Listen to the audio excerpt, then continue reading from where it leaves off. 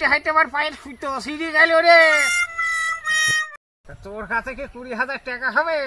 কে দুটো ছাগল কিনতাম। ছাগলের ব্যবসা করবি নাকি রে? আমার তার কিছু করাইলে ও তো খগেল তার টাকা দেবে বলে হয়নি। তাহলে আমি 10-20 হাজার টাকা দিতে পারি, আর 10,000 টাকা হতে কষ্ট তুই দিবে? দেবো। আরে মা ভাই তুই বেশি থাক, আমার দিস কবে দিবে? দিবি তো ভাই দিয়ে। আমার বাবা বাসলে বাবা জানে ধর আসলো দিই ভাই দি।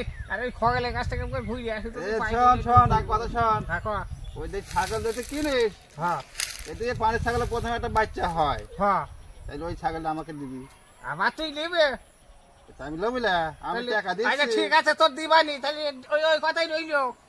হ্যাঁ যাবে ঘুরু ঘুরু করিস এখন যাবে কলে? এখন খগলে মারি যাই দেখে আবার জানলা খোলে কিনা। আবার সেই খগনের বাড়ি। ভালো করে বলে করি দিস ভাই, ঠিক আছে। হবে। হ্যাঁ দিবে। ঠিক আছে।